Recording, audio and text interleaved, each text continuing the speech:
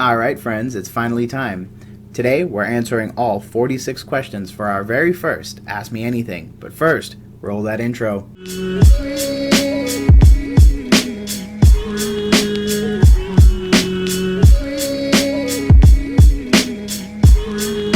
Hey Gengar gang, what is going on?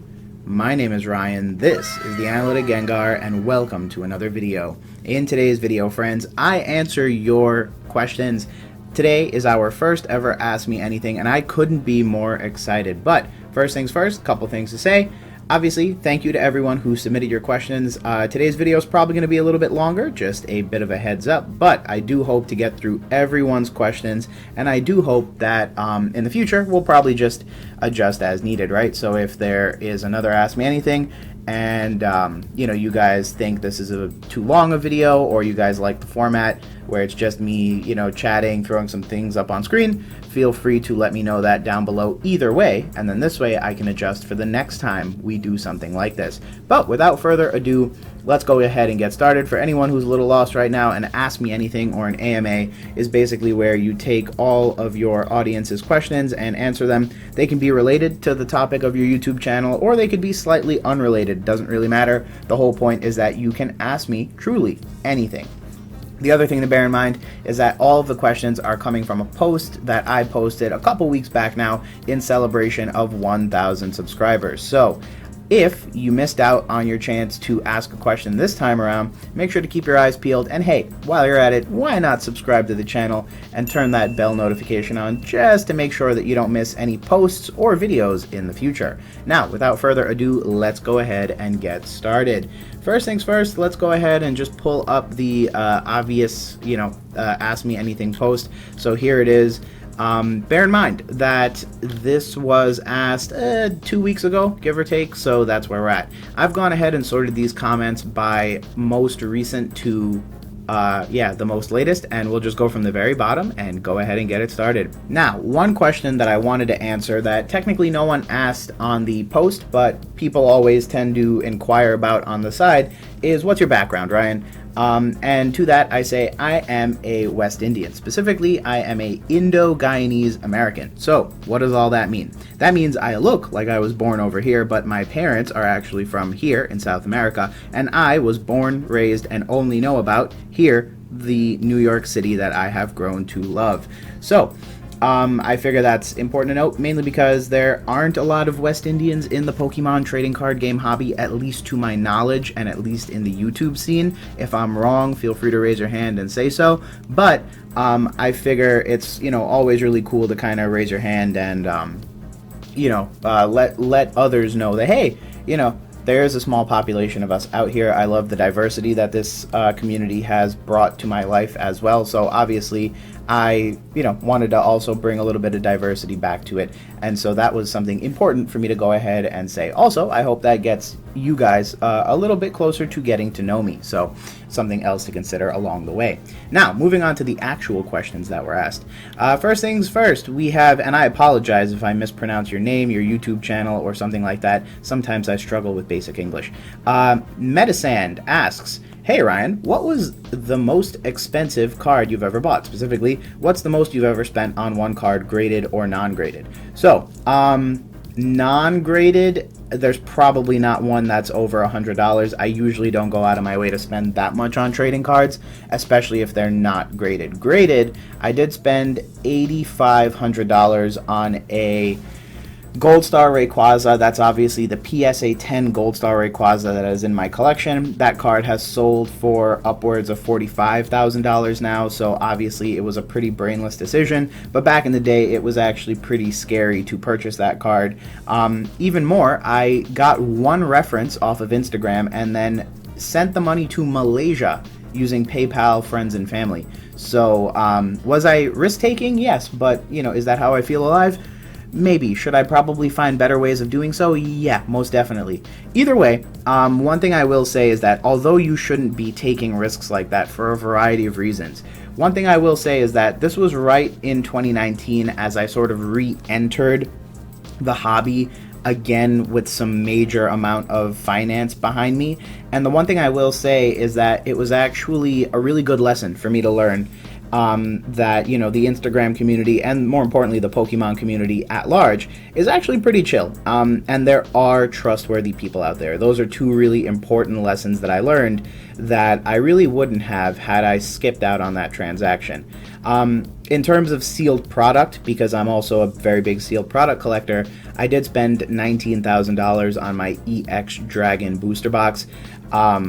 The painful part of that story is that obviously I could have spent as little as $2,500 had I purchased that box back in 2019. So just a bit of a lesson that I hope you all can learn from is, you know, if you have the money and you can pick it up, because you never really know what's going to go up in value, what's going to go down in value, and especially when it's vintage, it's pretty safe to say you will see some passive gains over time.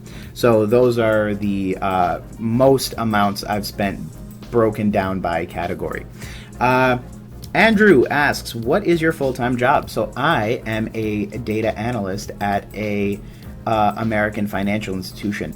So what does that mean? That means I work a lot with data, I do a lot of analysis, and then the intention behind all of that is to help guide the different types of work that my team does, as well as sometimes even impact the different strategies that management will take as it relates to any given problem or action that we plan on taking.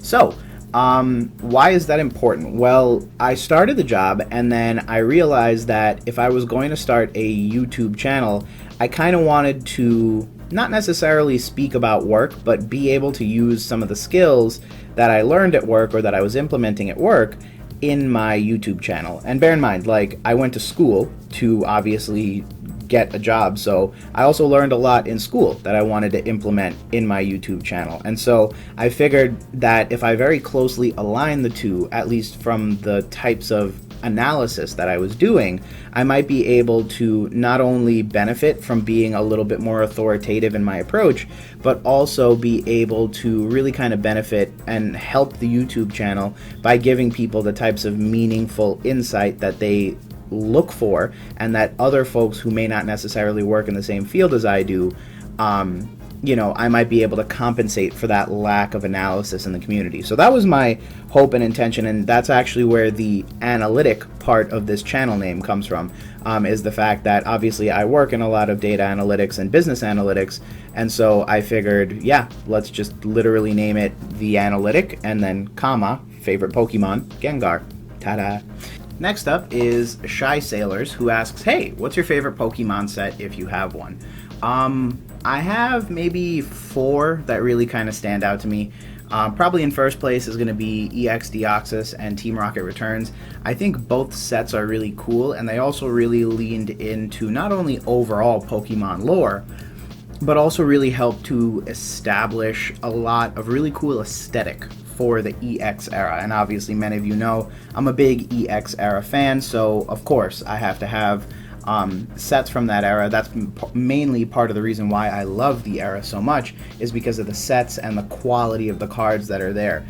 So some really impressive and beautiful cards, some really interesting ways in which, you know, old school artists were testing new and creative computer generated graphics to generate some really memorable and nostalgic cards, and yet at the same time some ways that they were pushing the real boundaries of what Pokemon would eventually end up becoming. So I think both of those sets earn a really special place, not only in the pantheon of Pokemon, but also just in my heart, because of, you know, the really cool history and aesthetic that they helped establish for the trading card game as a whole. In addition to that, Hidden Fates holds a really close place in my heart. I'm a big fan, mainly because it's what dragged me back into the hobby and sort of, in a weird way, forced me to create this YouTube channel, because I really did want to document my, you know, hunt for the Charizard. And so Hidden Fates was one of those sets that caught my eye, grabbed me in, and I haven't let go since. So I really do think that Hidden Fates is going to go down in my heart as one of my favorite sets ever, and Cosmic Eclipse is probably somewhere up there in my favorite sets as well, mainly because it's a cool set. I do love many of the different cards that are in there. I really do feel like it was a nice blend of like Generation 6 Sun and Moon era stuff, but it also leaned heavily into the Generation 4 era of Pokemon, which I'm also very fond of. So I think that combination really just created a very strong set identity that I think is something that I've come to appreciate over time. John Mccary asks, what's your opinion on Pokemon Topps cards, more so the Topps Clear cards? Thanks for all you do. Well, thank you, John, for asking the question. When it comes to the Pokemon Topps cards, especially the Clear cards, so here's the thing. I usually try to disclaim when I'm not an expert in something, and this is one of those instances. I do know that many of the different Topps cards are fan favorites for a variety of reasons. My only opinion of them is that if you are nostalgic about them, if it's something that for one reason or the other, those were the cards you opened up as a kid but not necessarily the official TCG, then you should collect them. You know what I mean? But I am also a big proponent of being transparent about expectations. And the truth of the matter is, most people will focus their effort and energy on the TCG because that's where the volume is. That's where the majority of people spent their time collecting as kids. So, for Topps Clear cards, I love them. I think they're cool. I think many of these cards have been really interesting. And honestly, some of them are low pop. I'm not going to lie. I know the Pokemon movie 2000 first appearance cards are hilariously hard to grade and hilariously poor condition coming out of packs, meaning, high grades will sell for high dollar value if you're looking at it from the financial perspective. But my best opinion is, if you like them, collect them, and then if there's a situation where hopefully you might be able to monetize that in some to some capacity in the future, do so, but don't expect them to blow up overnight, because they probably represent a small niche within the overall hobby of quote-unquote Pokemon cards. Next up is Let's Open Some Packs, and he says, congrats on the community tab. My question, what interests you in Pokemon over the other TCGs? And follow-up, do you enjoy any other TCGs, and if so, which ones and why? So Pokemon, I just basically grew up with Pokemon, and so that's really the main justification. Simultaneously, we did have a lot of Yu-Gi-Oh! But I think what happened was Pokemon was very good at sort of catching you on all ends. So, the video games growing up included all of the Pokemon games. And guess what? Saturday morning cartoons had Pokemon, and the trading cards were Pokemon. And so it seemed like no matter what way you turned, there was always Pokemon. Yu-Gi-Oh! Was probably a close runner-up, but I think the problem with Yu-Gi-Oh! Is that, at least for me, it was only ever video games that were playing the trading cards, as opposed to Pokemon, where there was video games for the trading card game, as well as video games for actually catching and playing with the Pokemon. And I think that made all the difference for me, is that multimedia, sensory overload really attracted me to Pokemon, and I think ever since I just kind of stuck with it. And then as time went on, I also realized Pokemon was getting a lot of time to shine in the spotlight, mainly because cards were slowly but surely increasing in value. And so that also made me interested, because I wanted to come back and collect some of this stuff and just enjoy parts of my childhood that I could now enjoy because I had a little bit more financial stability. And then some other TCGs that I enjoy. Currently, Pokemon is the big one. Obviously, when you start a YouTube channel and you do the Instagram thing, it tends to become a little bit more of a labor of love. So obviously, Pokemon is definitely one of the biggest ones out here, but I am slowly starting to dabble in a few others. Specifically, I've begun looking at Weiss Schwartz. They do Japanese animes, and the Seven Deadly Sins actually released a set of cards. So I've purchased them, I have them sitting around, and I'm hoping that once they get delivered, not that I have them sitting around, I have the order sitting around. So whenever they get sent to me, I am hoping maybe to do an opening on the channel and see what's good with those. And the other thing is, secretly, Yu-Gi-Oh! Has also become a little bit of a thing for me, because obviously they are making tons of different chase sets, including Ghosts from the Past. So I had a whole bunch of Ghosts from the Past boxes, and I basically just put them away, thinking, hey, sometime in the future, it may be cool to even open up this channel a little bit more and get some more openings of that nature on the channel. I think it'd be pretty cool, but I figured I'd throw it out there. Worst case scenario, you guys let me know if I sound crazy for thinking that. But I think the most important thing for me right now is putting those away, and so, you know, sometime in the future it'll be really cool opening that stuff anyway because it's super vintage. Next up we have Ahriah, who asks, what's your opinion on sealed collecting? Is it not true to the hobby? So yeah, you're not wrong there, friend. Technically it's not, because the idea of a pack of Pokemon cards is theoretically you're supposed to open it up and play the game. So ironically enough, sealed collecting is the exact opposite of what the intent of the item is. But to that extent, there's also the counter argument to be made here, which is that whenever anything gets old, especially something vintage, right, that's when we then become interested in potentially preserving it.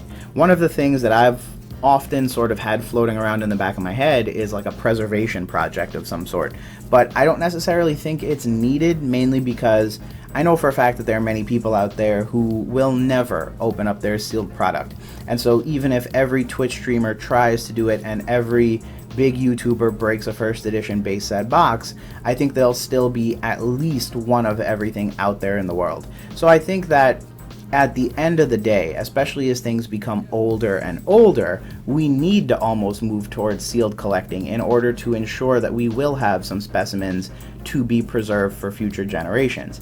For the modern stuff, I think that's when you start, you know, bordering in on that, like, hey, it might not necessarily be true to the hobby type of vibes. Then again, I did just get off my soapbox saying how I took Ghosts from the Past box, which are modern, and put them away for the future. So I think everything you do needs to be done in moderation, right? You can't just buy and hoard a million boxes, because that's not true to the hobby. I don't necessarily know that you're ever enjoying the hobby that way. But if you open some up, whether it be privately on YouTube or some combination of the two, and then put some away for the future, just so you know you'll always have it in your back pocket, I think that's totally fine. And of course, that's my opinion, so it can definitely vary from person to person.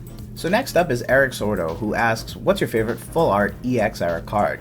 To answer this question, I will tell a brief story, specifically about the investment binder that I recently purchased. So if you've been watching the YouTube channel for a little bit, you know that I did a video sort of outlining the process of how I purchased the binder. In that binder were some Ancient Origin Lugia EX cards, and after looking at all three of them and deciding which one to grade, I realized a few things about Lugia. Lugia is one of those Pokemon that, if done correctly, is going to look fire. Like, those cards are straight flames. There's also the Flash Fire Charizard EX, and that's another card. Charizard's one of those Pokemon that almost always gets a full frontal, so the fact that his back was turned in this particular artwork was really neat to me. And obviously on a previous PSA Graded Return, I revealed that I had like 4 of them, all graded PSA 8s unfortunately, but a super good looking artwork that I'm actually a big fan of just because it is so unique. So those are 2 of my favorite EX era cards, from the XY era to be specific. Mako Kong asks, if you could sit with a card illustrator and create your own Pokemon card, what card would you create? Would it be a single Pokemon card or multiple Pokemon like a tag team card?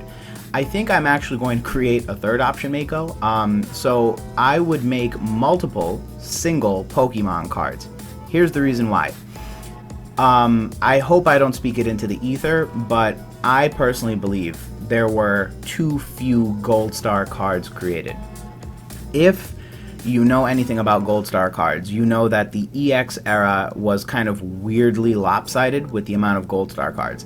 The earlier sets like EX Fire Red and Leaf Green, Team Aqua versus Team Magma, etc., didn't have Gold Star cards, and only the later sets like Dragon Frontiers, Holon Phantoms, and Power Keepers did. So, if you ask me, in theory, there was space and time during which they could have created additional Gold Stars for the younger or the more old sets of the EX era. Now, if they had created those Gold Star cards, what could they possibly have been? Well, I would have grabbed, at that point, it would have had to have been Masakuta Fukada, who is the person who illustrated all of the Gold Star cards. And I would have sat with him and asked him to create some additional Gold Star Pokemon cards, including Metagross, Deoxys, Tyranitar. If you notice something about the Gold Stars, they tried to paint across all of the different, at that point, 3 different series that they had. So you have Mew and Mewtwo from Gen 1, you have Celebi from Gen 2, you have, obviously, tons of Pokemon from Gen 3. So I think they could have filled in a couple more of the gaps. They could have definitely done a Gold Star Ho-Oh and Lugia. They could have done a Gold Star Zapdos, Moltres, and Articuno. And they could have done, at a minimum, a Gold Star Salamence and Gold Star Deoxys. So I think, you know, there were a little bit of missed opportunities there, and I really, really would love the opportunity to see those cards at least illustrated by Fukada, since he was the person driving the artwork for that particular set of Ultra Rares. Next up is Taco Bear, who asks, how do you store your valuable Pokemon cards, binders or top loaders? Any tips for new collector will be appreciated. P.S. Gengar is one of my favorite Pokemon.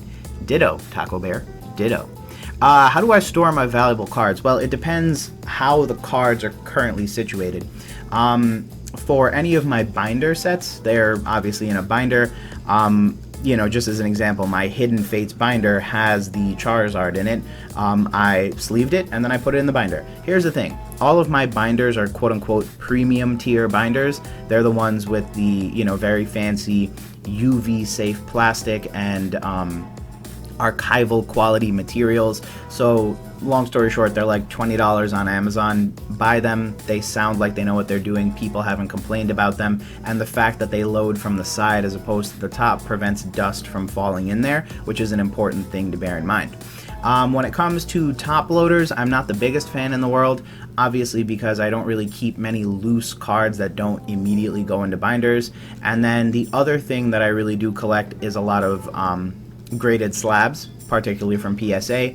You figure once they're in the slab, they should theoretically be safe, but then I go out of my way to then put a protector or a sleeve over the slab to prevent it from getting scratched or broken, and then keep those in a box, you know, typically like a cardboard box that is specifically made to hold PSA cards. And all of that stuff stays in a place that I can very frequently check in on it.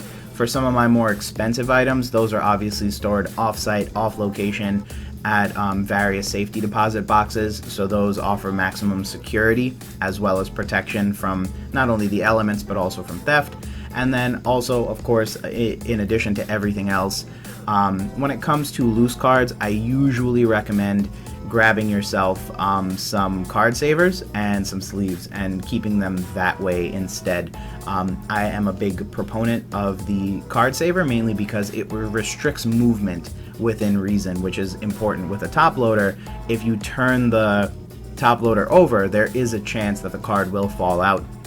And I did a video on this way back in the day.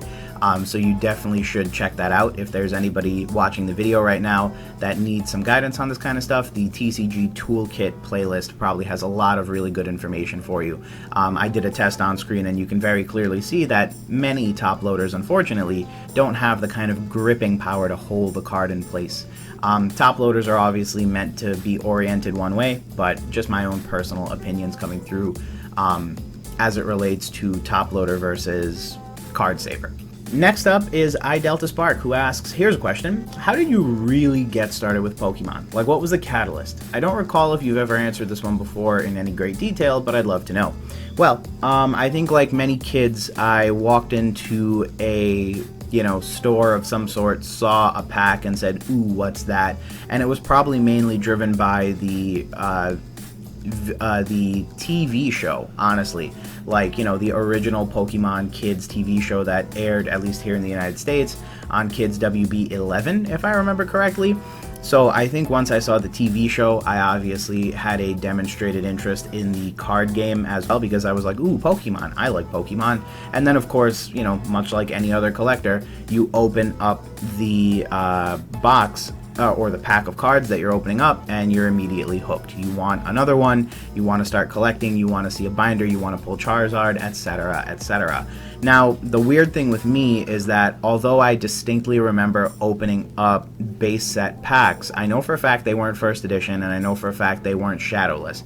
They were most likely third or fourth print run, and they were from my local store, which also sold like toys and other stuff, but it wasn't like a Toys R Us or anything like that. It wasn't a KB Toys either. It was just like literally a random, like, I guess, store that sold other stuff as well. The one thing with me is that I don't remember ever opening up anything between like Fossil and the Neo series. So the next time that I really remember opening up anything was EX, and that was because kids at school had the stuff as well. So I know for a fact that the TV show played a big role in my interest in Pokemon. I know for a fact that I opened up very few, maybe 5 packs when I was very, very young, 5, 6, years old, and then a few years later, when the kids at school started bringing the stuff in, that's when I began realizing, like, yo, this is really cool. I want to collect and play this stuff as well. I voiced this on the channel quite a few times in the past. Obviously, my financial situation wasn't the best back then. Obviously, I was a little kid, but also, growing up, my family also wasn't necessarily the most wealthy, and so I wasn't in a situation where I could just, ask for a booster box for Christmas or anything like that. The best that could happen to me was like I had maybe $20 saved up, so I'd buy like 4 or 5 packs. I remember back then, if I bought 4 or 5 packs, I could usually pull 1 EX card. And then, from there, I mean, obviously, I ended up growing up. I fell out of the hobby, I'll be honest with you, at least from the trading card perspective, as early as Heart Gold and Soul Silver. And then I only came back into it in the early 2010s. That's when I began realizing, like, hey, I have a little bit of additional money, either from working jobs through high school and then in college. And so I was then able to utilize that in order to purchase a little bit here and there, open some stuff up, start collecting some stuff. And then really 2013 is when it kind of hit off for me. I started submitting things to PSA, and so that's really kind of how the story has gone. And then obviously I'd been on and off from 2013 to 2019. In 2019 is when I obviously started the YouTube channel. Next up is Pratham, who asks, hey Ryan, what's your favorite hyper rare? Congrats on hitting 1K subs. Well, thank you for the congratulations as well as the question. My favorite hyper rare has to be the Lost Thunder Lugia. That's one of my honestly favorite cards. Especially not the like crazy colorful one, and I know I'm technically cheating because it's a hyper rare, but the full art version looks super dope. I also like the Tyranitar that comes out of that set. And then also, if I'm of course being very corny about all of this, my favorite hyper rare from Sword and Shield at least has to be Karen's Conviction, because hello. Anyways, yeah, those are my favorite hyper rares. I swear, I'm not a waifu collector, it's just that it's a really cool card, and I think it is meta influencing. Just saying, I don't know. But I'm not a waifu collector, let's get that straight. So, next up on the list of questions, let's move this right along. Johnathan W asks, big congrats on the 1K, thank you. How do you manage to collect, invest, sell on the side with your full-time job, I'm assuming? Yes, you assumed correctly. Or is this more of your primary job? Sadly, I wish the, very menial amount of ad revenue generated from this YouTube channel does not yet quite suffice for a primary job. For me, it's very hard to put time aside, and, thanks again, appreciate the insight and way of giving back to the community. Well, thank you, Jonathan, for the question, for the support, and for the congrats. As I kind of added in commentary along the way, obviously this is not my full-time job. I work a full-time job, and so that's why oftentimes you might find that the content needs to be very focused or very specific, so that I don't spend 30 minutes scripting a video that I could otherwise spend being more productive.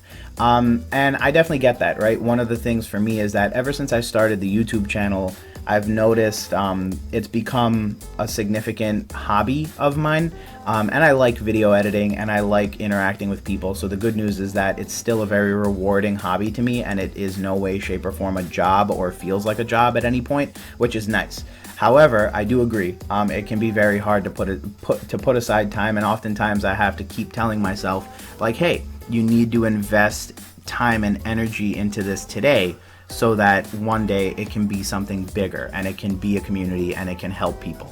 And I've been telling myself that since, sub number 1 all the way to sub number 1000.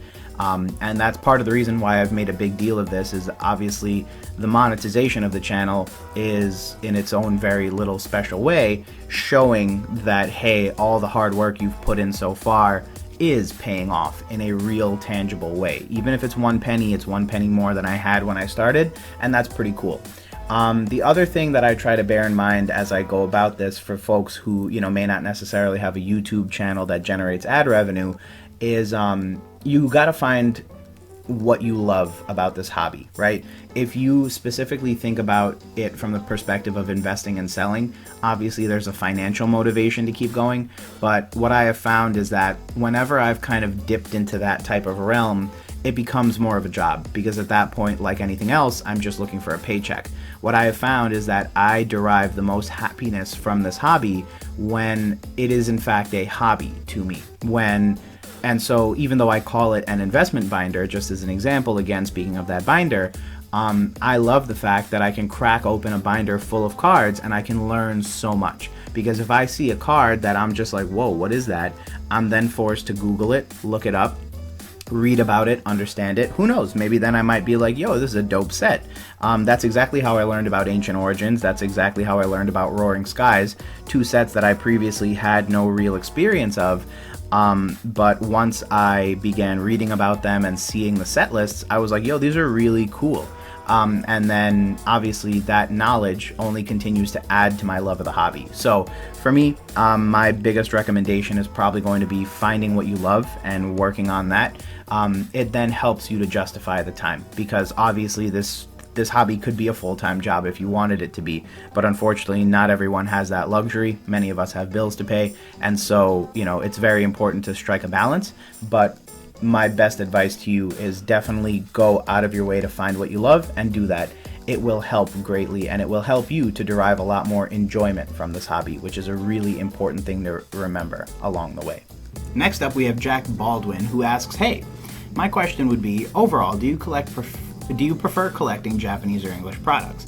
He asks because he's a recent convert to Japanese collecting. Now, recently I saw a pretty cool post from SM Pratt, who basically has been making this statement, but I guess finally decided Chilling Reign would be a good example from which to show and highlight his point that Japanese products, particularly Japanese sets, tend to have better set identity. And basically it's, this idea that, you look at a set and it has a very distinct feel, aesthetic, and set of memories associated with it. So when you look at something like EV Heroes, it is in fact EV Heroes. It is very organically themed, it is very consistent, and it's not just some sort of hodgepodge.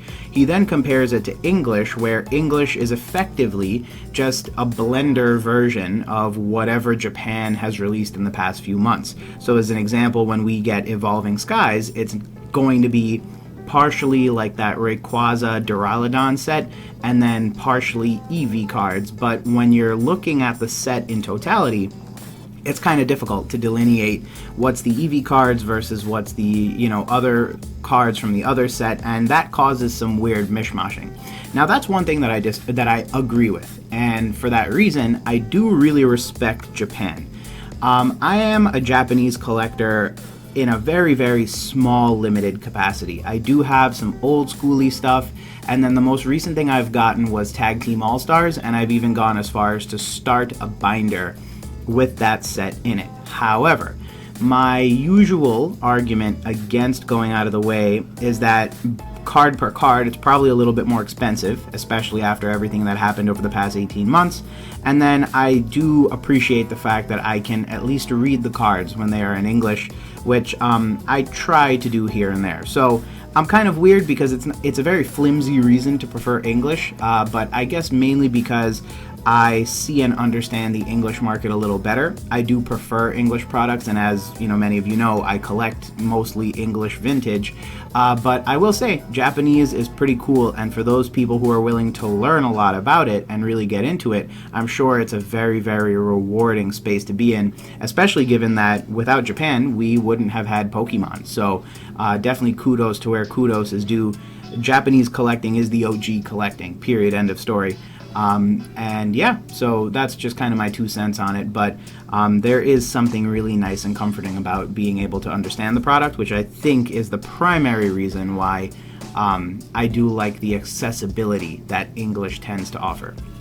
Next up, we have KreativeMente, who asks, "Hey Ryan, great again, grats again on all the recent milestones. Thank you. Question: Why is Gengar your favorite Pokemon? If not, who is?" Gengar is my favorite Pokemon, and the main reason it is because when I was growing up, I had a VHS tape that had like 4 Pokemon episodes in it. In case anyone's curious, before streaming or anything of that nature, VHS tapes were one of the main forms of media consumption at home, and specifically they were incredibly limited to how much they could put on it. I think the maximum amount of like storage you had on a VHS tape was like 2 hours worth of like video, so they used to be able to squeeze in 4 episodes of Pokemon, and it just so happened that the 4 episodes that were on it were the arc where Ash battles Sabrina. And during that time, Ash has to go to like a haunted place to get a ghost type Pokemon so that he can battle Sabrina's psychic type Pokemon. So it just so happens that he ends up in a haunted house where there are Gengar, Ghastly, and Haunters. And obviously I watched the VHS enough to fall in love with the Pokemon, but I also just like the fact that they're so silly. I quite literally consider myself a Gengar in many ways, and emotionally identify with it as a spirit animal. So yeah, it's like a weird association, but I saw like how silly an anime character of a Pokemon it was, and I was just like, that's me. I very much like. So yeah, that's why Gengar is my favorite Pokemon, and definitely the Pokemon that I chose for the mascot for the channel. Lucas G asks, "Hey Ryan, what's your favorite Pokemon besides Gengar?" I swear you two were in cahoots asking these questions together. Favorite Pokemon aside from Gengar, I do have a weird thing for pseudo-legendary Pokemon, but I guess that's pretty tacky to say. But I love Metagross, I love Salamence, I love their evolutionary lines too. So it's not just like, ooh, the final big boss Pokemon. I like the fact that like 4 Beldum is approximately the legs of a Metagross. I love the fact that, you know, a Salamence and a Shelgon dream of one day flying and then magically sprout the wings and turn into a Salamence. So I like those stories. Similar concept with Tyranitar and its evolutionary line. Pupitar and Larvitar eat mountains so that one day it can become the large Tyranitar that it wants to be. So those are 3 of my other favorite Pokemon aside from Gengar. And then if I had to give you like a non-starter, non-pseudo-legendary Pokemon, I would probably have to go with Umbreon and Espeon, so 2 of the evolutions, which again may be tacky, but oh well. I like the Pokemon. I played Pokemon Coliseum XD Gale of Darkness, so I think in that game your 2 starter Pokemon were in fact a Umbreon and an Espeon, both level 25, which sounds pretty OP, but there's a reason for that. And yeah, I really started liking the Pokemon, and then I just realized how cute and cool they were, and obviously everything since has just kind of reinforced that. So love those 2 Pokemon as well. So hopefully that gives you 5 of my favorite Pokemon besides Gengar. James Cameron, love your work, sir. Asks, what is your biggest missed opportunity? We all have them. Yes, I agree, we do. For example, I bid on a first edition base box back in 2014. Think I missed out by $200. Sad face. Yeah, James, I'm right there with you, bud. So it wasn't a first edition base box. It was something that I think would have been very, very impactful and meaningful and substantial to my EX era collection. So right around the time they released EX Deoxys and Team Rocket Returns, they also released these trainer boxes, and you've seen them before. They have basically the same pack art as EX Deoxys, and get this, I was bidding at the very, very end of 2019 for 8 of them in what was effectively a sealed case. The guy said that he had the case sealed and he opened it just to verify contents and then listed it up for auction. I think I bid $6,400. The final bid was $6,600. I think after taxes, the total cost per box would have come out to like something under $700 when the market was currently about $800. And of course now, not only are those incredibly rare to find, but they are also some of the more specific items that EX era collectors point to as being like, yo, these are super dope. So I, to this day, I'm still so very upset at myself. I had the funds. The funny thing is that I wasn't like low on funds at the time, and I had every reason to just drop a bid for like $8,000 and call it a day. But me being me, I thought I could get away with a quick little steal, and I was the high bidder for quite a long period of time. Probably out of the last 2 minutes of the auction, I think I was the high bidder up until about 15 seconds out, and then I got sniped. So that's one of the things that I firmly regret missing out on. My plan for that box, fun fact, was to have opened one of each of those to celebrate 2019 year end. Obviously, that was the first year that I was on YouTube, and I'd only been on for like 3 months. So I was going to celebrate in a pretty big way, opening up some pretty vintage stuff. But unfortunately, the entirety of the thing got away from me. I immediately hit the guy up. I was like, hey, if he backs out, your buyer, meaning doesn't pay, feel free to hit me up right away. Of course, my line is still dry to this day, but yeah, you're right, Cameron, James. We all have those types of opportunities. That's the one that I regret the most, mainly because, again, I could have and should have owned it, and that would have been a really, really strong part of my EX era collection. But alas, missed opportunities are exactly that, missed.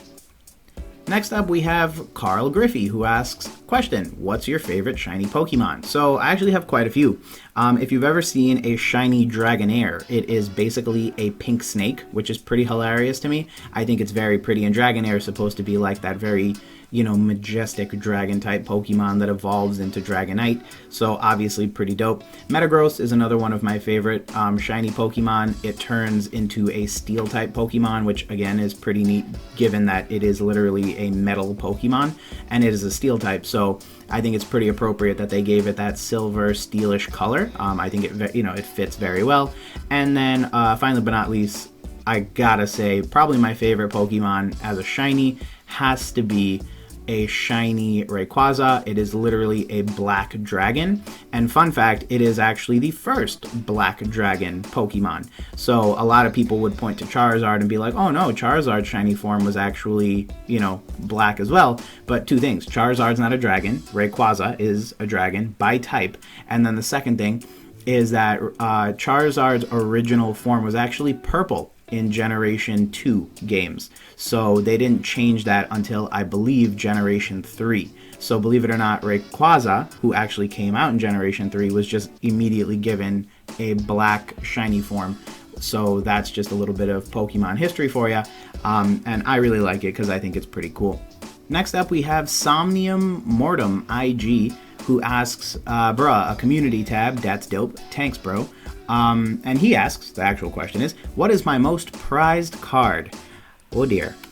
So I think my most prized card, and many of you might immediately start pointing and laughing, is probably going to have to be my super, super busted, probably would get flamed if I tried to list it, first edition PSA 5 base set Charizard. The story behind that card is back in like 2013, I finally decided to grade some cards. I did some research and found out what was good with like grading companies and all this kind of stuff. And at the time, a BGS, I think it was a 9.5 or a 10 even, sold for $10,000. So a first edition Charizard, unsurprisingly, set a very large record. Back then, the big number was $10,000. And, I was like, yo, I got to get in on that. That's pretty dope. Like, I didn't realize some of these cards were like worth that much money graded. And so that was a big motivation for me to start looking into graded cards, because I started realizing how good grading is for not only establishing but also preserving a card's value over a period of time, as opposed to, just keeping it in a binder, top loader, etc., etc. So then I go ahead and I submit it. I literally bought one off eBay. It was probably like $150. I submitted it, got a 5, and that was it. Like, that was the start of the addiction. And that's why today you see a lot of PSA graded returns. You see me with these like wacky numbers, submitting stuff, churning through stuff. It's because that card coming back was like the initial like thing to like get me started. Fun fact, I recently had that card re-slabbed, and the reason I had it re-slabbed was just because it had the super, super old PSA label on it, and now it has the more up-to-date one, which is super sleek looking, so I'm very happy. But to think that was one of my, OG graded cards, it's probably the reason why I went out of my way to name it my most prized card in my collection, even though there are other cards that might be more valuable or might be more hot topic at the time. Kingsley Chen asks, my question is, what's your favorite Pokemon set and why? So I think there was a question similar to this, but if I had to give you a favorite modern set, it would probably have to be, like, above all else, Hidden Fates, as I had mentioned. Super fun, super good set identity. Not that I'm obsessed with that phrase, but, it is what it is. It's built for collectors. It's shiny Pokemon galore, right? And I've done the video comparing Shining Fates to Hidden Fates, so we've established that Hidden Fates is better in almost every category. And then on top of that, it just has so much nostalgia, even though it's only from 2019. So strangely enough, I feel like those are just really great reasons to love a set, and to think that I have that much love for a modern set is kind of wild. Going back to, like, my favorite sets from the vintage eras, it's probably going to be a tie between TRR and Deoxys, as I had mentioned. If there's one thing that I can say to maybe kind of vary up on this question, it would be if there had to be runner-ups from the EX era, I think there would probably have to be a space in there for EX Emerald, which I think really kind of captures the Generation 3 Pokemon. It was one of the sets that was very clearly dedicated towards capturing the Generation 3 Pokemon, and since I love the generation, of course, I have to love the set that reflects on them the best. And then I think if I had to pick one outside that I haven't mentioned before, I do have a soft spot in my heart for Neo Destiny and Neo Genesis. Generation 2 and me really don't kind of mesh well. I think legitimately my first time ever playing anything Gen 2 was Heart Gold and Soul Silver, so that just goes to show you how big a gap I had growing up as a kid from when I had games to when I didn't have games, or vice versa. But what I will say is when I did play it, I found myself loving a lot of the Pokemon. So I love Neo Gen because Gen obviously kind of shows you all of the Pokemon in the same way that Emerald shows you Generation 3 Pokemon, and then obviously Destiny just kind of like kicked it up a notch with the Shining Pokemon cards, but also some of those holographics, which are just super fire. So hopefully that kind of gives you an idea of where my heart is when it comes to some of the Pokemon sets. Next up is Ruben, who asks, do you have a favorite type of Pokemon? And yes, I do. Depends on the case. So for the TV show, I don't believe in Pokemon types because they break their own rules all the time. When it comes to the TCG, I will say I like grass-type Pokemon, and it might not be for the reason that you think.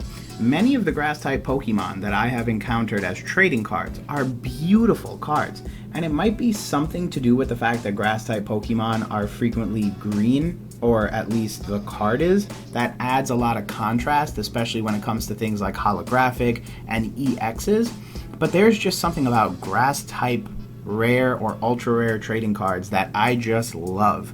And if you need any example, look at the Meganium and the Venusaur EX from the EX era. Both beautiful cards, and the color combination there is just unreal. So from an art perspective, yes, I have a favorite Pokemon card, and it's grass type Pokemon cards. Within the competitive VGC scene, so the video game championships, not that I'm a competitor in any meaningful capacity, but I am occasionally a fan of watching those videos of highlights from the different VGCs, as well as playing a little bit of Pokemon Showdown here or there.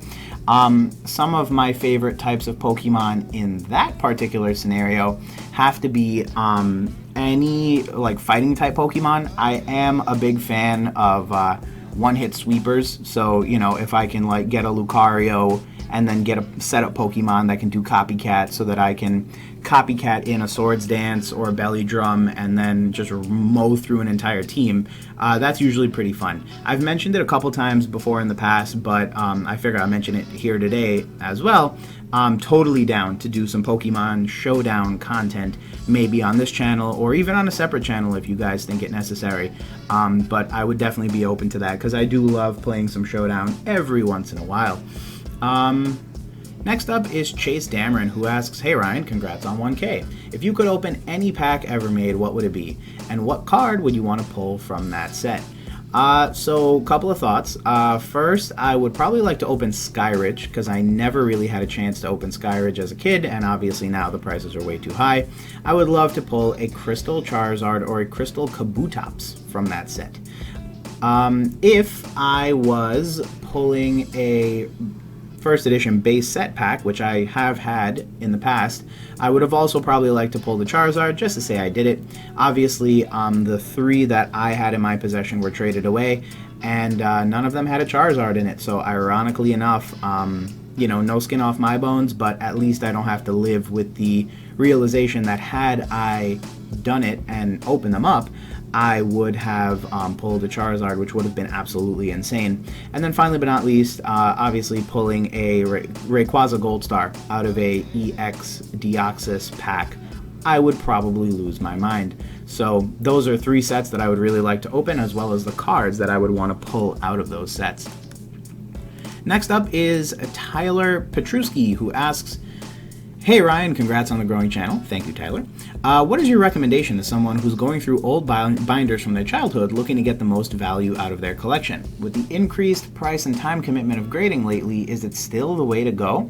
To that, I say yes, Tyler. In my opinion, and hopefully through demonstration that you will see on the channel over the next few weeks, grading cards is probably one of the best ways to store value. Here's the thing.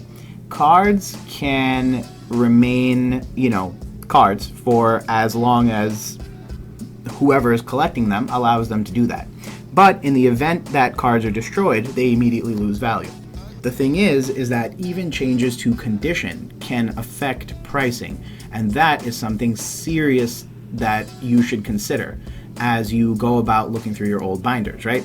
The idea is that if you want to preserve value, the best thing to do is get the cards graded, keep them safe as you would any other collectible, and then theoretically speaking, the number of the grade will represent the value from here on out, as opposed to, the changing whims and fancies of a population of buyers that, at one particular point may call a card near mint versus another point in time may call it, moderately played. That can have a huge impact on the value that you gain, but if the card is graded, at least, there is a subjectively rendered grade that allows you to at least kind of base your prices off of. And I realize that's funny to say because obviously grading in and of itself is a subjective process, but you figure that's probably the best we have right now in the hobby anyway, and if you need any proof of that, just consider the fact that graded Pokemon cards carry the most significant premium on them. So Tyler, if I were you, pull out the cards that you think are in good condition, maybe review them as I've recommended on the channel before to check for any major defects, scratches, creases, and as long as the cards are in good enough condition that they'll probably get 7, 8, 9, 10s, you should probably send them off. The price and time commitment will become significantly less substantial over time. That's one thing that I truly believe in. I think that both the price and time will have to decrease. Price as a means of encouraging, people to return to grading cards, and time because turnaround times will improve in time. I think we're gonna probably be in 2020 before we see that happen. We're gonna be in 2022 before we see that actually start happening in any meaningful capacity, but I am a firm believer it will go back to normal, and at that time, go ahead and send them in. I think you'll get them back pretty quickly, and you'll be in a better position than if they were just sitting in your binder, or if they were sold as raw or single cards, or if you're planning on keeping them. Next up, we have Pokemight, who asks, "Hey Ryan, my question is, what's your most valuable card that you own?" Depends on the day and case. So in theory, the 3 most popular cards probably are going to have to be the Venusaur First Edition base set, the Blastoise First Edition base set, and then my Gold Star Rayquaza card. However, I think the Gold Star Espeon and Umbreon that I own are also somewhere up there.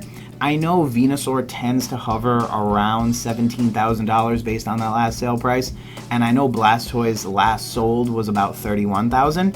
So those two cards should theoretically be somewhere up there, but I know Leonhardt just did an opening the other day where he opened up Pop Series 5 cards and says that the Umbreon as a PSA 10 may potentially be worth up to $30,000. So I think those are my top 5 rarest cards, or most valuable cards from a financial perspective, and I'll let you guys decide based on the day which one's the most valuable. Obviously, all those cards are very well protected and stored off-site at a safety deposit location, and I probably won't be taking them out anytime soon. So there is that. It's unfortunate because sometimes I think I just want to be able to look at the card on any given day, but it's also obviously very important to be very mindful that, those 5 cards alone are probably worth more than some houses in some parts of the country.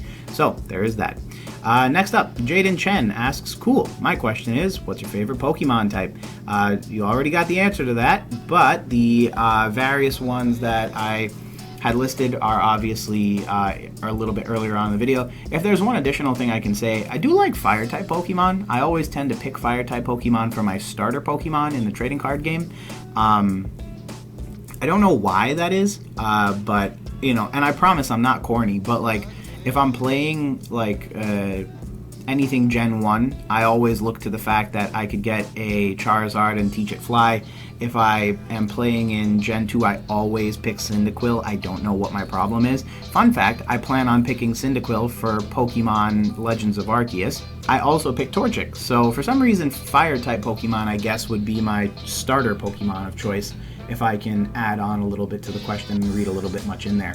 Next up, we have Dipangkuar Chowdury, who asks, Yo Ryan, recent subscriber here, that's binging all your old PSA returns. Well, thank you very much, and I apologize in advance for the cringiness of the older ones. Not that much has improved. Anyways, how do you go about choosing what project you are going to do next? For example, your goal to complete the Call of Legends Shiny set. Personally, it's whatever I think is cool at the time, and I realize that might be a problematic statement purely because what I think is cool can change from week to week. And that's quite literally bit me in the butt before. Fun fact. I think I mentioned it earlier in this video, but there was a time when I had a chance to buy EX Dragon Box for $2,500. I was like, when am I ever going to need an EX Dragon Box? Literally, I kid you not, 2 weeks later, I'm like, oh, I'm going to collect one of each EX Dragon Box, one of each EX era box. I hit the guy up, he's like, oh, it's sold. I'm like, okay. So, yeah, I realize how problematic that can be for myself as a collector, but realistically, it's whatever I think is cool. The Call of Legends shiny set, I was like, yo, those are shiny Pokemon, they're really interesting, they're really dope, they're really low pop, and the benefit that I thought of from that particular set is that there's only one set you can pick them from. Like, when I say EX era, there's 16 different distinct sets I can pull from, you know what I mean? So it's like, oh, my favorite EX cards, oh yeah, man, I got 16 sets to pick from, just pick whatever you want, you know what I mean? For Call of Legends, I liked the fact that it was so specific and unique. It's just these 11 cards from this one particular set that was notoriously low pop and low printed, just because it was a transition set from Gen 4 to Gen 5. So, when I always say, oh, pick what you love, do what you love, this is one of those instances. Like, many of the projects you hear me start about, I think it's cool. I see something that I like, and I'm like, all right, yeah, as long as I'm, not putting myself in any sort of major financial risk, I'm like, yeah, let's do it. Let's see what happens. And occasionally it's either a combination of profit and learning, but at a minimum, I try to maximize the amount of learning so that I can always be in a better position for the next opportunity that comes my way. Next up, we have Jordimon and PokeTom, who ask, how long has it taken you to get to 1,000 subscribers? Well, the channel was started in late September of 2019, and I believe the channel hit 1,000 subscribers in May of 2021. So theoretically speaking, I believe it took me a total of 19 months. I believe the average YouTube channel, assuming all things equal, takes about 22 months, so a little under 2 years. So I was actually pretty proud of that. We did hit it technically under average, which is a good thing in this context. So that's how long it took. And next up, we have Jay Avila, who says, congrats on reaching 1,000 subs. Huge deal. Question, up till this point, what's been your biggest challenge on the road to 1,000 subs? Thanks for your question, Jay. I think the most difficult thing for me has been calibrating what type of content creator I want to be.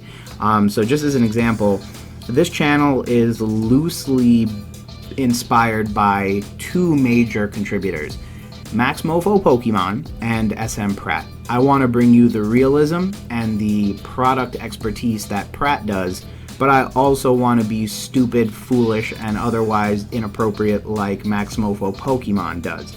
And for me, it's been important to kind of balance both, because obviously I want to be jokey, I don't want to take myself too seriously, and I genuinely just want to have fun both with myself and with you guys as a community. And you know, that means either I have to figure out how to calibrate and learn what my funny points are and what my funny points aren't. And then at the same time, obviously I need to balance that. Now, when you start a YouTube channel, you know, you don't control who subs to you. It's just who likes you or who vibes with your content or who believes enough in you to get you from, you know, 0 subs to 10 subs.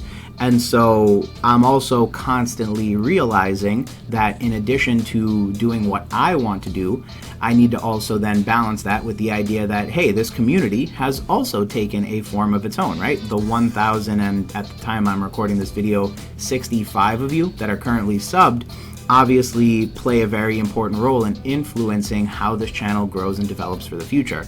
And so I also then need to consider how you all will receive content and what you all expect of me and want me to produce in order to make sure that we're all kind of gelling, vibing, and going forward. Like I said, it's a constant evolution of making sure that I earn your viewership every single day. So it's not just my philosophy anyway, is that you don't just subscribe and then that's it, you're done.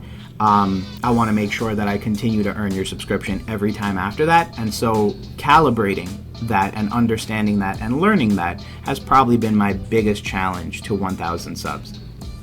Next up is Angel Marchand Barria, who asks, what made you want to share your knowledge with the community, and how do you do your research on certain products or certain cards?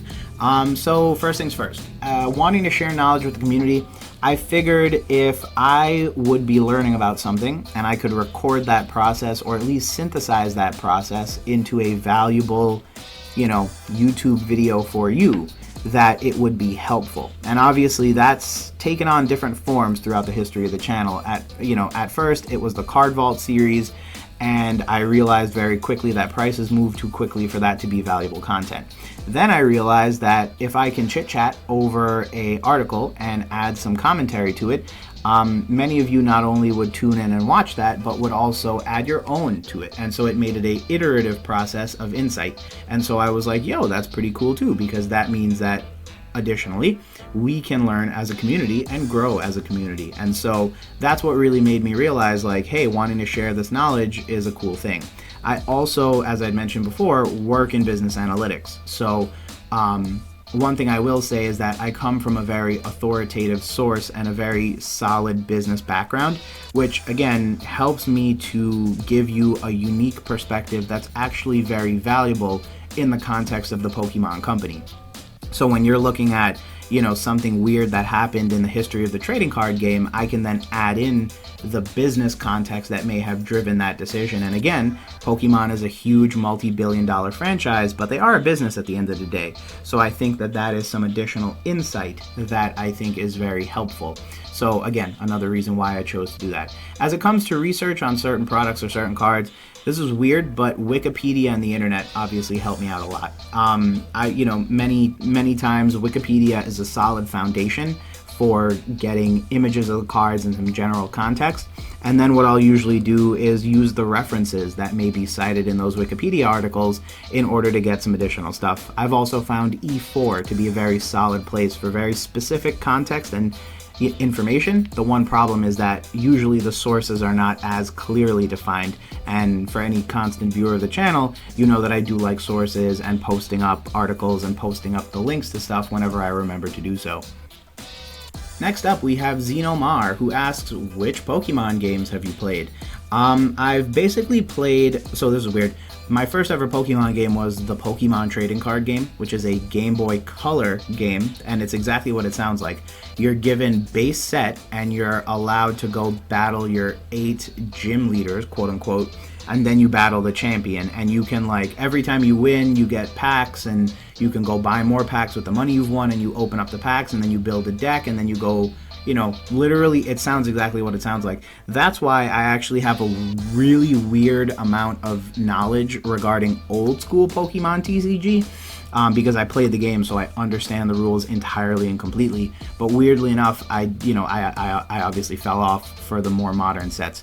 And then everything else, you know, all of the Gen 3 games, Heart Gold, Soul Silver. I played Gen 5 briefly. Played Gen 6, haven't played Gen 7 yet, so I am waiting to get a Switch. Fun fact, I had a Switch, and I was planning on getting Sword and Shield, but I ended up selling it because it was literally worth more than I paid for it. So I was just like, okay, here's an eBay auction, let's see what happens. It sold for more money than I paid for it, fun fact, so I was just like, okay, I'll take it. And I figure whenever the Switch Pro comes out, I will probably end up buying the Switch Pro, as well as the Gen 4 remakes, as well as Sword and Shield, as well as Arceus, and if I can figure out how to string it together to my computer, who knows, maybe I'll even play it for the YouTube channel. You guys let me know if that's something you'd be interested in. Next up is Robbie Valdez, who asks, if you could have any card from base set, which one would you want?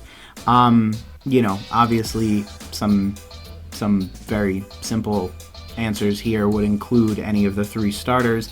I actually have 2 of the starters, so as corny as it sounds, I would want a PSA 10 Charizard, and that's just so that I would have all 3 starters at this point. John J. Smith asks, my question comes after I pack my goods for shipping, using your excellent video. Thank you. You should go check it out if you haven't already. How should I calculate the insurance value when I'm shipping potentially expensive cards, such as first edition holos, to be graded? So, John, there's usually 2 schools of value there's usually 2 schools or trains of thought when it comes to this stuff. The first is that if you ship quick enough, meaning you pay more for shipping, theoretically you don't need to worry about insurance because you're guaranteed that the package is going to get there. However, you're obviously not guaranteed that that's going to happen. You know, your hope is that it gets there quickly and therefore spends less time out in the open where something bad could happen. The other thing you can do is, you know, accept the risk that things may get lost and shipped quickly, which is the first option. The other thing you can do is you can, you know, try to mitigate the risk. So when it comes to risk mitigation, it kind of falls on a spectrum. You can mitigate it to its fullest extent, which means, yeah, you know, look on TCG Player, see what it would literally cost to replace the card you're shipping, and then go ahead and insure it for its fullest value. Obviously, that is incredibly expensive and therefore not always the best option unless your buyer is, you know, willing to pay for this stuff. If you want to follow my spectrum approach, the next thing you could potentially do is go ahead and try to insure it for some amount of its value. Perhaps if you paid $600 for the card and you're selling it for $1,000, you insure it for $600 in value. You can theoretically show the insurance company then the, you know, receipt when you purchase the item. Therefore, you would have lost nothing other than the potential gain had the card been properly delivered. And then, of course, you can insure it for something like half value. I usually don't recommend doing something like this, but the idea is that you want to balance your ability to pay a certain amount of insurance and recuperate a certain amount of money. And then, on the flip side of that equation, assuming everything gets there safe and sound, you didn't pay $2,000 in insured shipping. One hack/cheat code for this that I have found is that there are certain business insurances, particularly in the shipping realm, like shipping insurances for shipping businesses that come with this type of collectibles insurance. So you might be able to then insure each package for up to and including $2,000 automatically because you are a policyholder. Obviously, it only works if you're an actual business and can make use of the insurance in all of its appropriate contexts. But something to consider if you ship frequently enough and want to look into something like that, it is definitely worth it. And if this answer was too short, too brief, or otherwise not substantial enough, definitely let me know that down below. This sounds like an interesting topic for an entire video, honestly.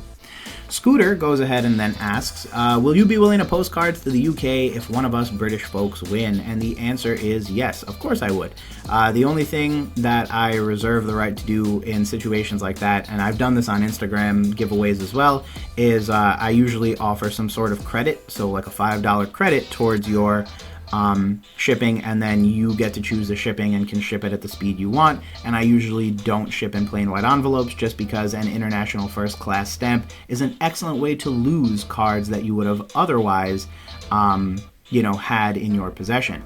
Boston's TCG says, hey Ryan, was curious if buying selling is your full-time job or just a hobby. It is in fact a hobby.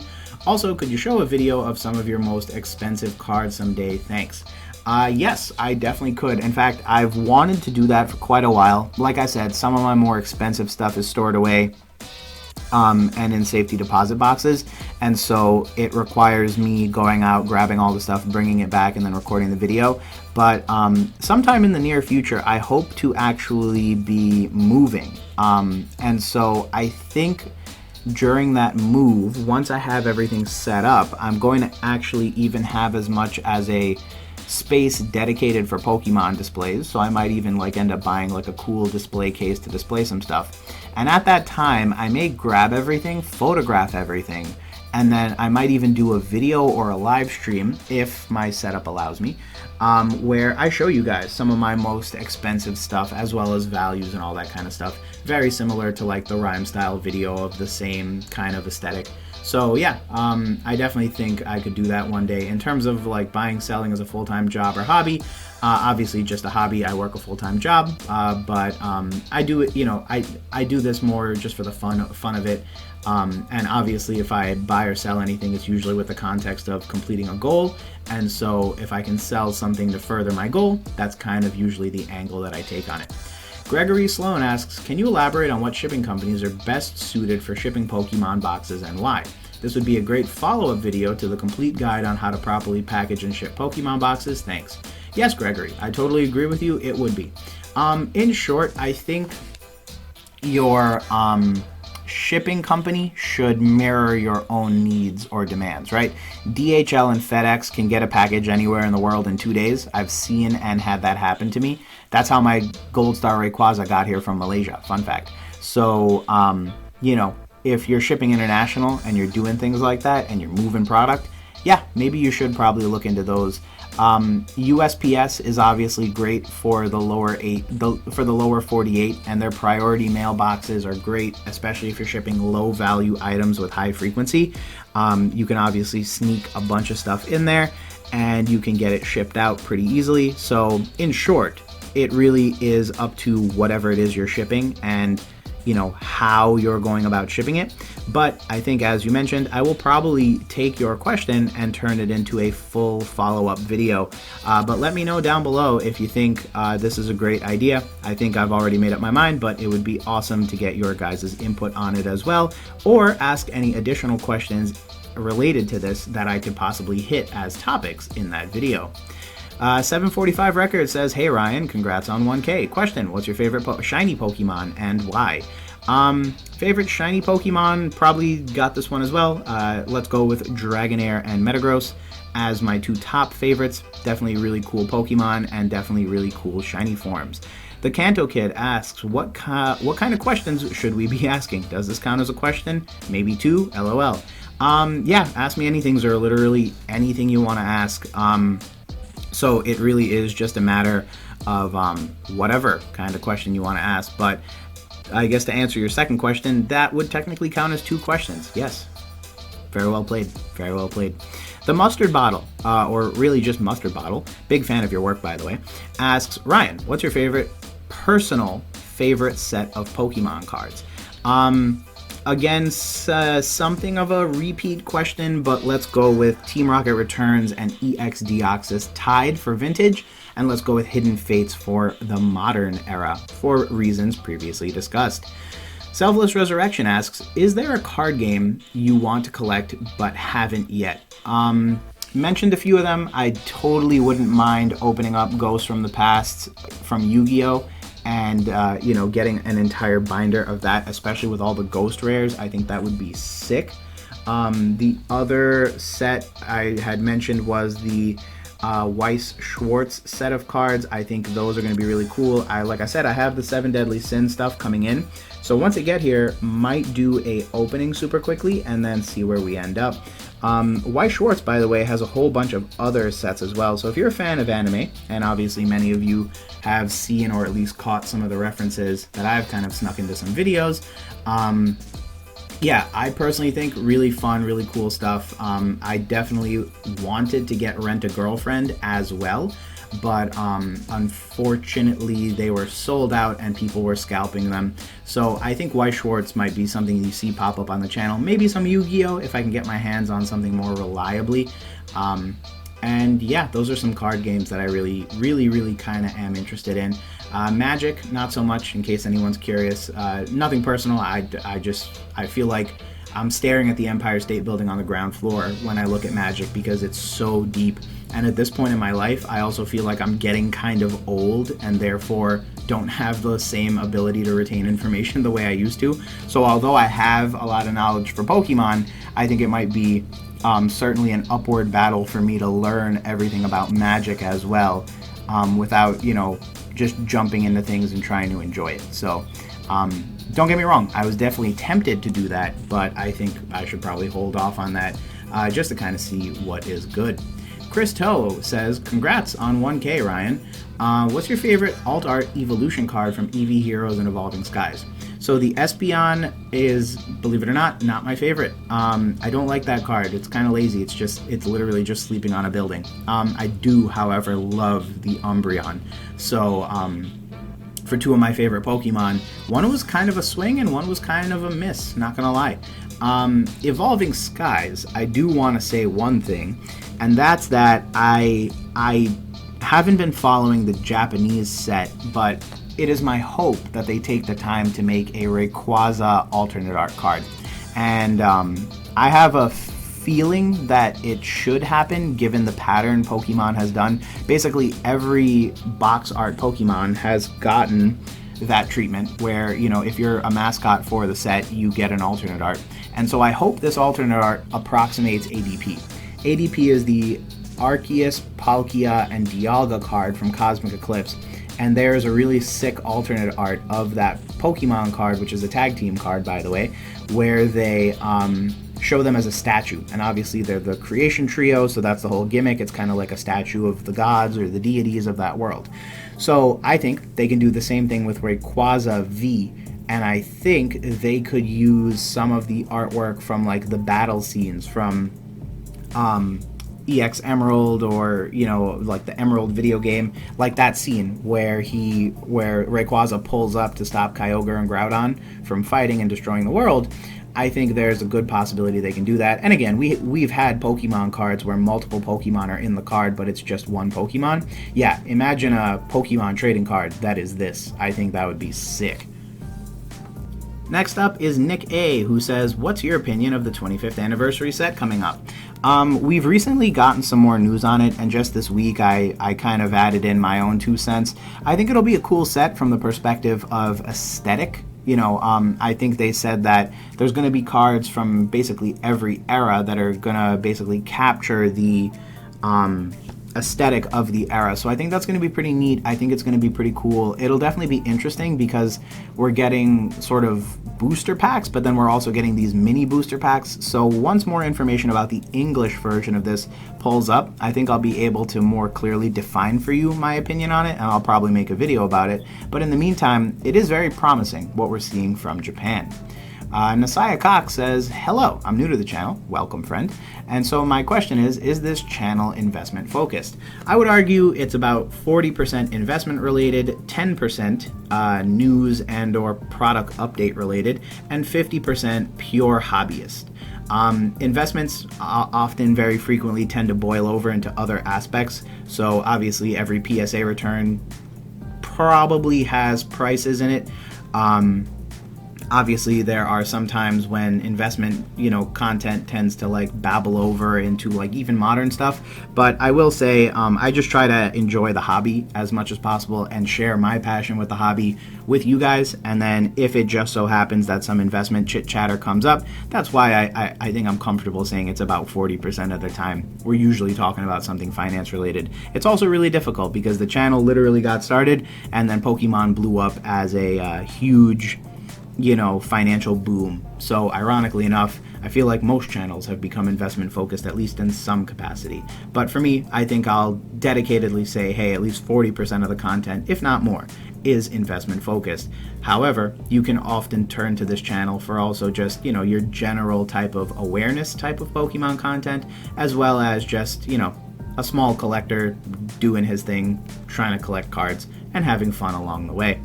Devindra S asks, hey Ryan, do you have any general best practices when it comes to purchasing cards or booster boxes? Probably something I could talk about for hours on end, but general best practices, obviously buy from reputable sources. That'll probably be the easiest way of avoiding issues that you may run into downstream. Even if you do buy from reputable sources, document your openings in as good a way as possible. If you're buying to keep sealed, try to record opening up the box that it's shipped in just to make sure there's no damage. If you're purchasing individual cards, document that to very clearly show how the items were received. And then on the back end of that, make sure to ask questions both before and after, as well as leave feedback before and after so that people are in a better place. I made a video that kind of shows you some of the best practices for buyers and sellers. So you might want to check those videos out just to kind of get a better awareness of some of the things that I generally recommend as it relates to this stuff. But I think those are some of the golden rules that I think will carry you pretty far if you choose to follow them. Next up is Douglas Molton, who asks, have you ever opened a God Pack? I have and was amazed. Yes, Douglas, I have. I opened up a God Pack for Tag Team All-Stars. Didn't even believe it was a God Pack. I thought I had done the card trick incorrectly, and then once I realized what was happening, I was obviously floored. I'm hoping in the future to do the same, but the video is still on the channel. So definitely go check it out if it's something you're interested in, but definitely one of my more memorable openings on the channel, and ironically enough, a very well performing video as well. The friend Ben Toole then asks, will you give me a foil for Alligator? The real question is, do I have a foil for Alligator to give, Ben? That is the question. Nat Mesh asks, if you could only keep 3 cards from your collection, what would you keep and why? That is a good question. The 3 cards I would keep are the first edition base set Charizard that I told you guys about a little earlier on today, the Gold Star Rayquaza that I also told you a little bit about earlier today, and finally but not least, get ready for this, the Hidden Fates Charizard that I pulled way back in like October of 2019. The reason for that is because, believe it or not, that card is probably 90% of the reason there's even a YouTube channel today. I saw an article, and this is very tacky, but I saw an article that said like, oh, a Black Label 10 sold for 10 grand. And I was like, okay, well, obviously LOL at that. But then I was like, but it would be pretty cool to pull one of those. And not gonna lie, Charizard looks sick as a shiny Pokemon. And then I started reading more about the set, and I was like, oh wow, that's like a dope set. And I finally got over my hesitation to jump back into the modern TCG because of the Hidden Fates SV49 Charizard. So as a result of that, that is why I started opening up Hidden Fates on the channel, and when I finally pulled it, obviously I lost my mind, and then I got it graded to PSA 10, so that would be the 3rd card that I would keep from my collection, mainly because if I had to do the whole Pokemon the movie 2000 thing, that would be my Ancient Mew. Like, that's the card that started it all for me, at least from the perspective of the YouTube channel. And finally, but not least, friends, the final question for today's Ask Me Anything. Never Cold asks, how's it, Ryan? Just found your channel and really appreciate the content. In the current climate of the sealed Pokemon product being almost impossible to find at regular price, do you have any tips on how to find it at a reasonable price? Thanks, man. Good question. a never cold. A couple of thoughts. One, product is becoming more and more available. I've seen it with my own two eyes, and I've seen it via the Facebook groups that I'm in and folks on Instagram, etc., etc. So if you're definitely into the whole modern scene, I think there's definitely tons of reasons to get excited. There's Chilling Reign product basically everywhere, and it looks like even the restrictions around quantity are being slowly lifted or phased out because, you know, as predicted, there are many stores that are now having products sit on store shelves even after restock day. And that's partly because the market is a little slower nowadays, and also because there's just so much more product out there that you can't really scalp it, because even if you try to scalp it, there's always someone underselling you. So, good news is that there's tons of more product out there, and if you haven't seen it yet, please be patient. I think you will. And so that's probably my first recommendation. Definitely be patient. Don't jump at the first thing you see. I did that with Chilling Reign and ended up paying a little bit more than I should have for my pre-orders. No big deal at the end of the day, but obviously something that I thought about, and I just kind of rolled my eyes at it. The next thing, obviously, would probably have to be being consistent. If you're going to check your Targets, if you're going to check your Walmarts, if you're going to check X, Y, and Z, do so consistently. I've been rewarded in the weirdest ways. Like, I make a habit of going to Target almost every Friday, usually after I get a workout in and after work, usually around like 7 o'clock. It's usually after the rush from people getting home, and I usually do groceries around the same time as well, so I'll usually pick up my coffee creamer and orange juice and, you know, a bag of chips for the week or whatever. I also like their seltzer water, fun fact. But at the same time, that level of consistency has paid off for me multiple times. There was one time I walked in the middle of December, mind you, the middle of the craziness, and there was 8 Vivid Voltage ETBs just chilling on the store shelves, and I was like, hello? I ended up picking up 3 of them. Back then there wasn't a limit, but I ended up picking 3 of them up, and I actually have all 3 of them sealed. But just a weird example of like how you could just magically stumble on something that you never even knew you would expect to get. Another time, I was, you know, just cruising in, and this was after Pokemon had instituted their ban on, this is after Target had instituted their ban on Pokemon cards, so I just checked it out anyway because I had to buy coffee creamer, and there was Yu-Gi-Oh! Ghost from the Past there, so I was able to pick up a few boxes of that. So ironically enough, it is pretty possible to pick stuff up, but I think it's a combination of patience and consistency that will reward you with the best hauls of your time. And then, of course, there is the ever-growing internet, which you can also probably use to your benefit. Same concept applies. Consistently checking the website, as well as the patience to, you know, repeat this process until you get something. And again, this should become easier and easier over time. So, with all that said, friends, there is your first Ask Me Anything. Obviously, tons that was discussed today, but feel free to leave any additional comments or questions down below that might have popped up as I was answering additional questions, or write them down and save them for the next Ask Me Anything. I hope you enjoyed today's video, friends, and if you did, feel free to leave a like on the video, and if you're not already a member of the Gengar Gang, feel free to subscribe to the channel, and we will welcome you in with open arms. Plus, next time you get to ask a cool question for the Ask Me Anything. Of course, if you found today's video too long, definitely let me know that down below. I was debating whether to answer everyone's question or not, and so I just ended up pulling the trigger and saying, yeah, you know what, I'm going to answer every single question. But if you thought today's video was too long, feel free to let me know that down below. Your feedback is everything. As always, friends, thank you again for your viewership. You could have been anywhere on the internet, but you chose to spend some time with me, and that means the world. Other than that, friends, thanks again for checking out another video, and we will talk soon. Peace.